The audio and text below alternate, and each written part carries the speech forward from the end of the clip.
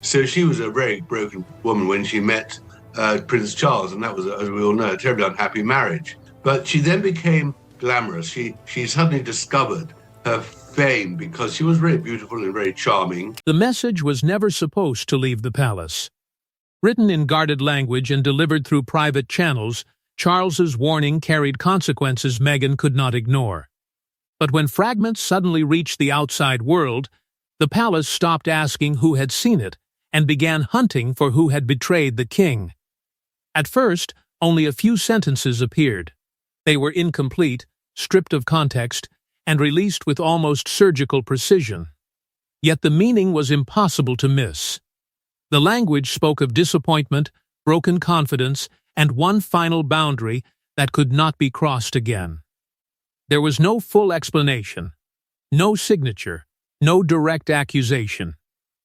But inside the palace, no one needed Meghan's name to be written down. They knew exactly who the warning concerned. The response was immediate and unusually quiet. Briefings were cancelled. Access to internal correspondence was restricted.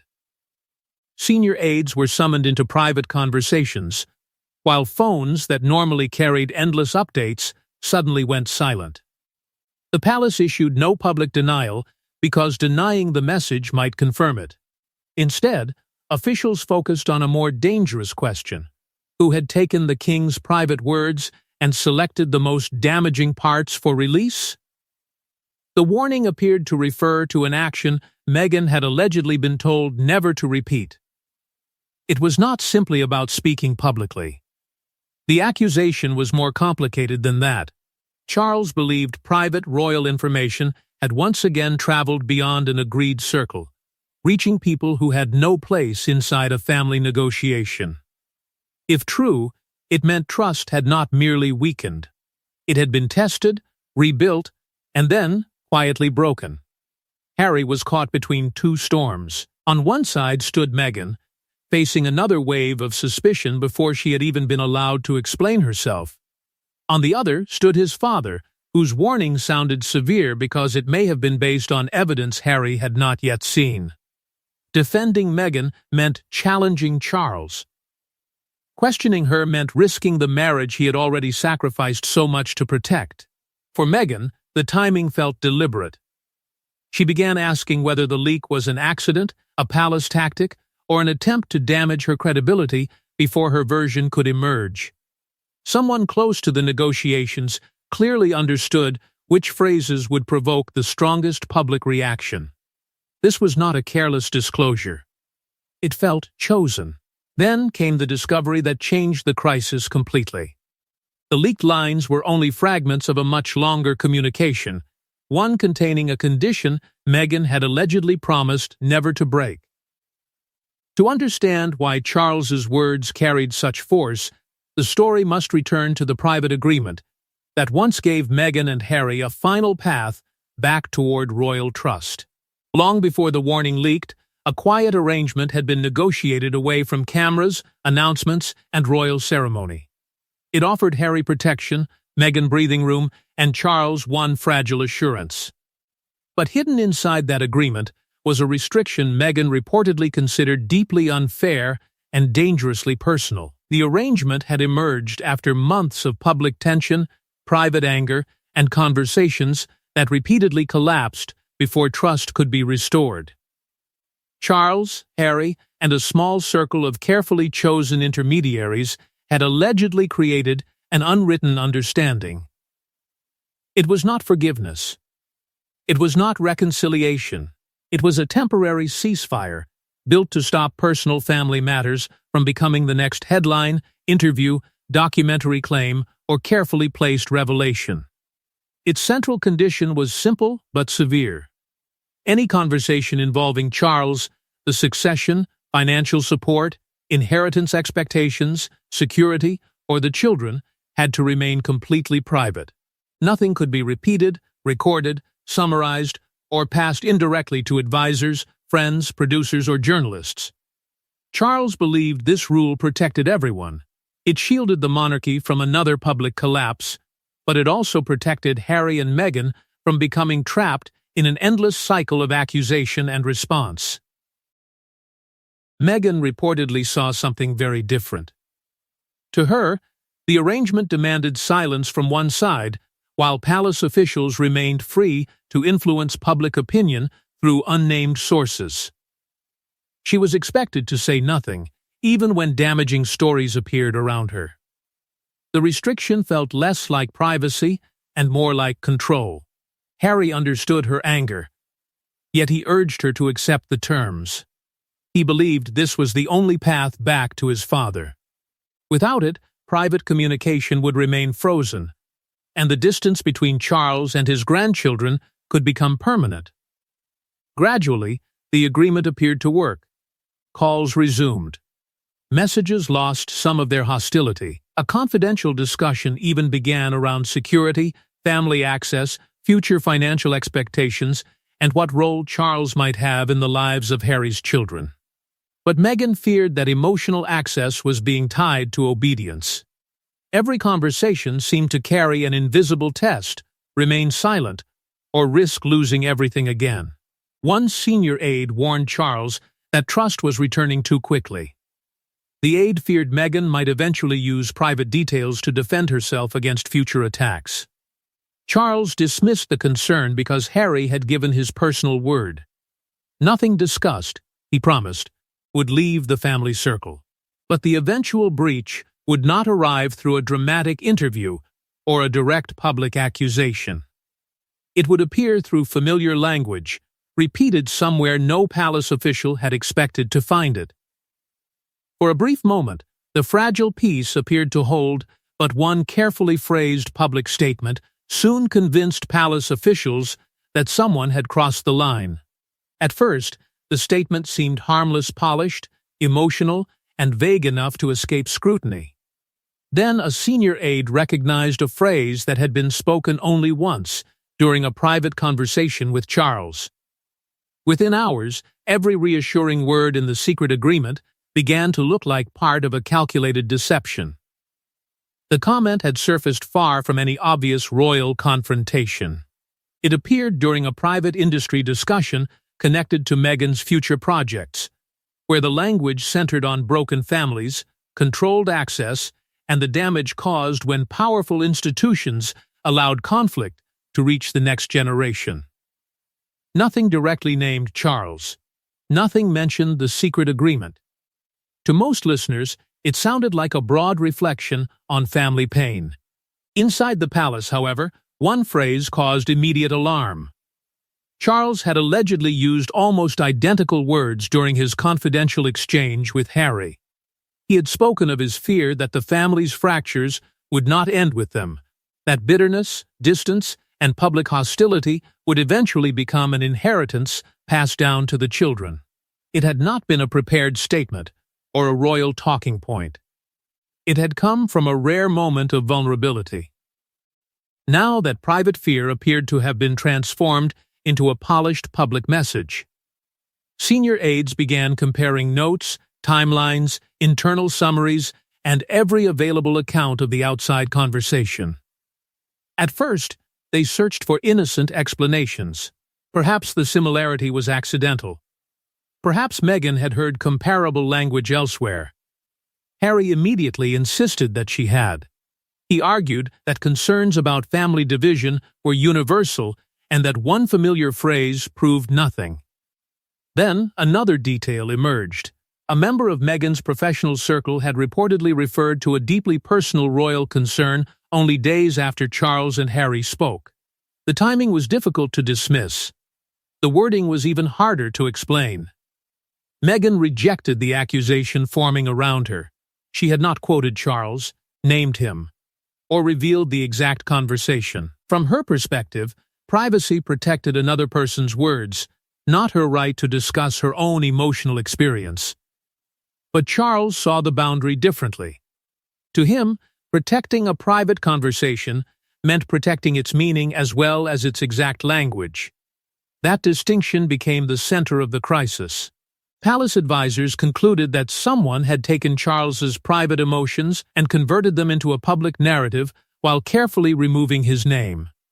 Suspicion shifted toward advisors, friends, producers, and public relations intermediaries who might have received fragments without being told their true source. When officials requested a written explanation, Harry reacted with anger. He saw their demand not as concern from a family, but as an interrogation built on suspicion. Yet the palace was no longer examining a single phrase. Another similarity had surfaced, one connected to money, inheritance, and a conversation even more sensitive than the first. Charles ordered a complete review of every private exchange held since the agreement began.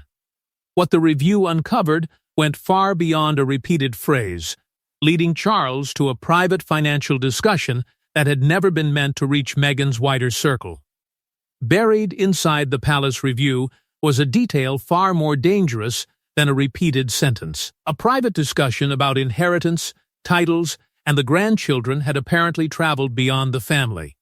For Charles, this was no longer a misunderstanding. It looked like proof that the monarchy's most sensitive boundaries had been tested again. The conversation had taken place under strict privacy. Charles and Harry had discussed future financial expectations, possible family provisions, and the children's long-term relationship with the royal structure. No final decision had been made. There was no confirmed inheritance plan and no formal promise involving titles or money. But several possibilities had been raised, and those possibilities were never meant to leave the family. Harry had spoken with unusual emotion. He feared that his children could one day be excluded, not because of anything they had done, but because of choices made by their parents. He wanted reassurance that the distance between him and the monarchy would not become a punishment passed down to the next generation. Charles's response was cautious. He insisted that his affection for his grandchildren remained real, but he could not ignore the damage caused by continuing public attacks on the institution. Love, responsibility, and royal duty had become tangled together. Nothing could be discussed without reopening older wounds. To Meghan, the uncertainty carried another meaning. She feared that access, money, and family connection were being held over Harry as tools of control, even after he had stepped away from royal life. Then, investigators found something alarming. Language resembling the confidential discussion had appeared among people professionally connected to Meghan. One outside figure reportedly knew about a condition Charles had mentioned only to Harry. The same person had privately accused the king of using legacy and access to force compliance. That phrase changed the mood completely. Harry's anger turned inward. He knew he had repeated parts of the conversation to Meghan. But had those details traveled further without his knowledge? He began asking who had been told, when they had heard it, and whether the original meaning had been exaggerated. Meghan rejected the palace's conclusions. Discussions about inheritance, royal exclusion, and family access were already common in public debate. Similar language did not prove that she had revealed a secret. Yet the accusation had already taken shape. The confrontation between Harry and Meghan was painful because neither could offer certainty. Meghan felt judged without seeing the evidence. Harry felt trapped by promises he could no longer guarantee had been protected. Charles refused direct contact while the investigation continued. Harry was left speaking through lawyers and senior aides as the king prepared one final warning: cold, private, and not open to negotiation. The message was delivered through a secure channel. Harry's household acknowledged receiving it. The message Charles sent next was colder than anyone expected, and when its full meaning later leaked, it revealed exactly what Meghan had allegedly been caught doing again. The leaked warning did not accuse Meghan of giving an interview or selling a royal secret. It accused her of something more sophisticated, allowing private information to travel through trusted intermediaries while preserving enough distance to deny responsibility. Charles's final sentence made clear that the palace believed it had seen this method before. The meaning was unmistakable. Charles believed Meghan had shared the substance of confidential royal conversations through advisors, associates, or trusted professional contacts rather than revealing the details directly herself. According to the warning, third parties had been used to circulate sensitive information, create public pressure, and test possible narratives before anything appeared under Meghan's own name. That was the central accusation. The palace believed private details had once again reached outsiders, while Meghan remained far enough from the disclosure to deny responsibility. It was not presented as a careless mistake. It was described as a pattern. Charles' message then drew its hardest boundary. If another confidential detail emerged, all informal discussions involving family access, financial expectations, the grandchildren, and any possible reconciliation would be suspended. There would be no more private flexibility, no quiet negotiations, no personal conversations protected from official scrutiny. Yet Charles did not frame the warning as revenge. He described it as protection, for the crown, for Harry, and for the children caught inside a conflict they had never chosen. His frustration was deeply personal. Every attempt at compassion, he felt, was being transformed into material that could weaken him publicly. Harry read the message differently.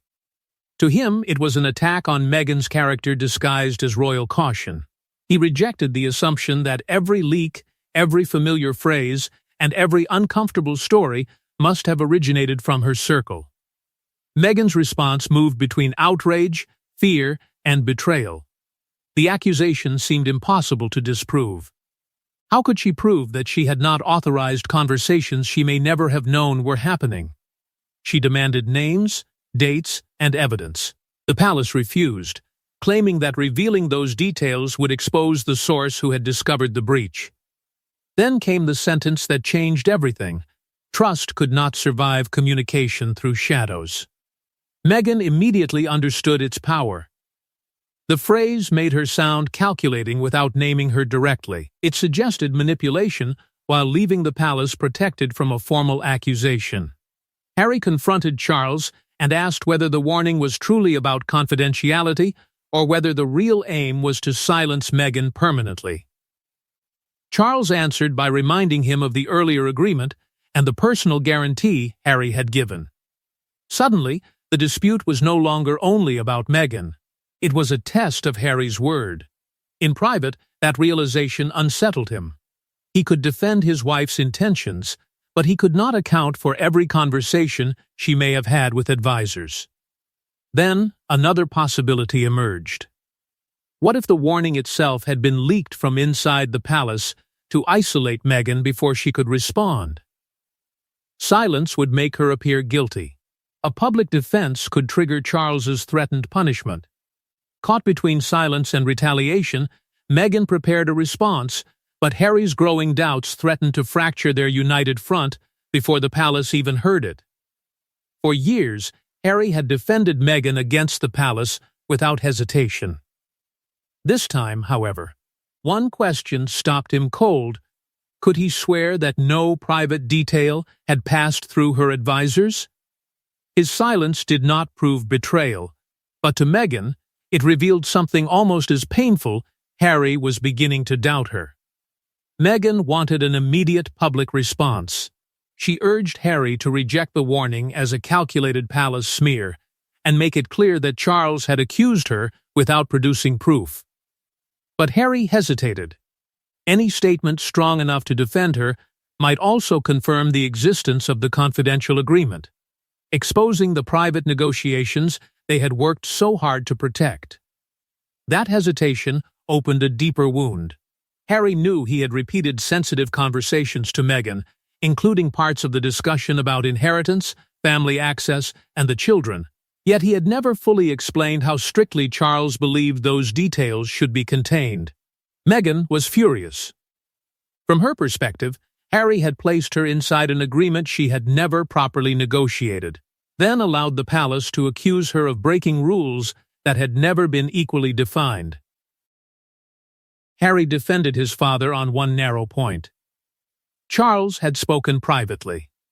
Whatever anyone thought of his conditions, he had expected those words to remain within the family. To Meghan, Even that limited defense sounded familiar. It felt like the old royal pattern returning. The institution demanded protection first, while she was expected to survive the consequences alone. Their argument turned toward the inheritance conversation. Who had first mentioned it to an advisor? Meghan insisted she had not authorized anyone to repeat Charles's words.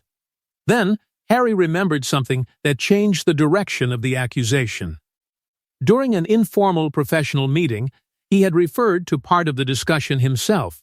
He had spoken broadly, but enough detail may have been present for someone else to connect the missing pieces. Meghan felt vindicated, but the relief was bitter. She had been treated as guilty before Harry had examined his own actions. Worse, the information could have been exaggerated by a professional associate eager to appear closer to royal negotiations than they truly were. Harry contacted the individual privately. The answer was evasive. Nothing was clearly admitted, yet nothing was convincingly denied. The uncertainty only deepened. He then requested a direct conversation with Charles. The king refused unless Harry first provided written assurance that no further family discussions would be shared. Meghan opposed signing anything. To her, it would look like a confession and give the palace permanent authority over what she could say. Harry feared refusal could end his father's connection with the children and destroy the last path toward reconciliation. Then, he noticed something disturbing in the leaked warning. One sentence did not appear in the version Meghan had received. There were at least 2 copies of Charles's message.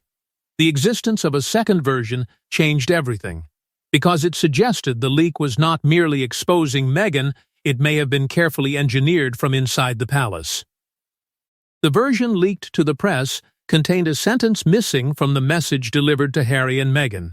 Someone had edited the warning before releasing it, sharpening Charles's language and making Meghan appear unmistakably guilty. The hunt for the original breach suddenly became a hunt for a palace operator with a private agenda. The authenticated message sent to Harry was firm, but controlled. It warned against private information reaching outsiders and demanded clearer boundaries. The leaked version went further. It included an additional sentence suggesting that the disclosure had been deliberately arranged through intermediaries to manipulate public opinion. Charles had never approved that wording. Only a small group of senior aides had seen the earlier drafts prepared before the final message was sent. That meant the leak had not come from a random employee or an accidental forwarding chain. Someone close to the king had taken authentic language, combined it with a harsher draft, and released a version designed to cause maximum damage. Suspicion quickly centered on a senior advisor who had repeatedly argued against any reconciliation with Harry and Meghan. The advisor believed renewed contact threatened the monarchy.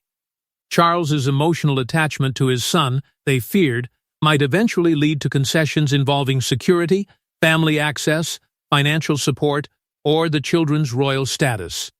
The altered leak served 2 purposes. It made Meghan appear calculating, and it made it almost impossible for Charles to soften his position later without looking weak. Meghan seized on the difference immediately. To her, this proved that palace forces were not merely investigating her.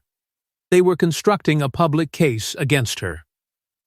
Harry demanded that Charles confirm the warning had been modified, but the request placed the king in an impossible position.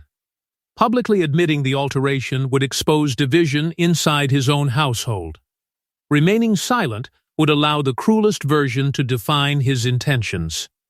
Charles was furious. His private authority had been used as a weapon by someone claiming to protect the crown. Worse, the same insider may have circulated the original evidence suggesting Meghan's advisors knew confidential details. But the discovery did not completely clear Meghan.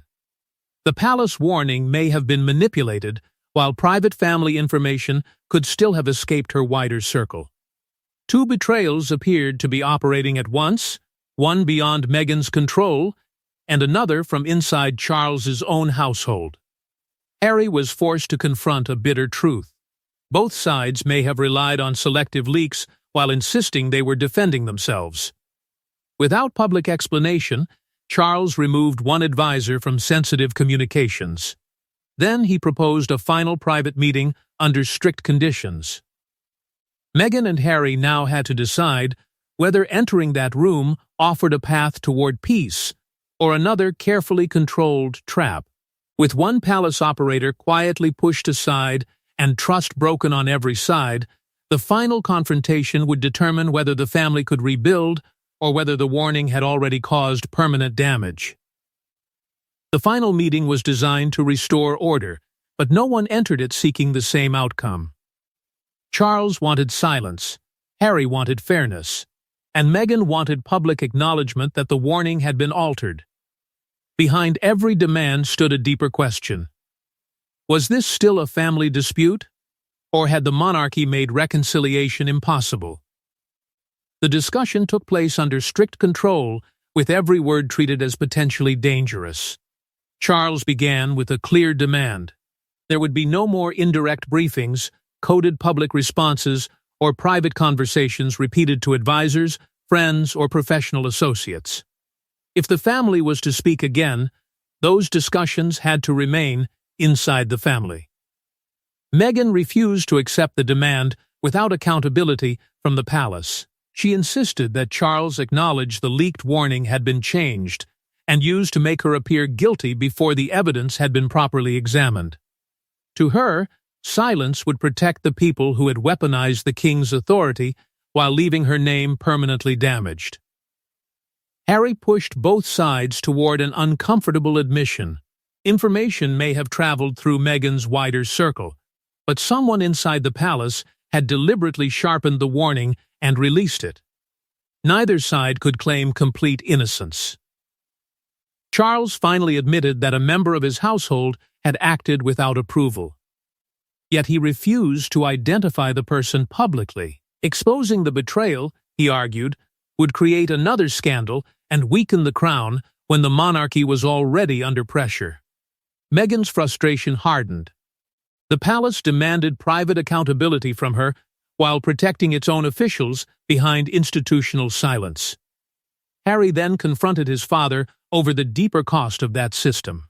Family access, he said, had repeatedly been offered and withdrawn like a reward for obedience. Charles proposed a limited path forward. Direct personal communication could resume, but discussions involving security, inheritance, titles, or financial support would remain suspended. Meghan refused to sign a formal confidentiality agreement, believing it would resemble a confession.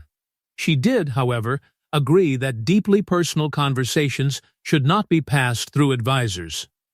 It was a compromise, but not peace. Charles no longer trusted informal family channels. Meghan no longer trusted palace intermediaries. Harry no longer knew which version of any private exchange might appear in public first. The claim that Meghan had been caught again rested not on a confession, but on a pattern the palace believed it recognized: private information moving outward through carefully protected distance. Yet the evidence remained incomplete. Meghan may have authorized nothing, or she may have become trapped by assumptions built around her reputation. The altered warning revealed a family in which every private word could become a weapon. Harry finally understood that the greatest inheritance dispute was not about money or titles. It was whether his children would inherit the same distrust that had destroyed the bond between their parents and the crown. The agreement survived, but somewhere beyond the palace, an unidentified person still possessed the original notes from the confidential conversation. And as those notes remain hidden, the palace is left facing its most dangerous possibility that the warning which nearly destroyed the family may only have revealed the first layer of a much larger betrayal.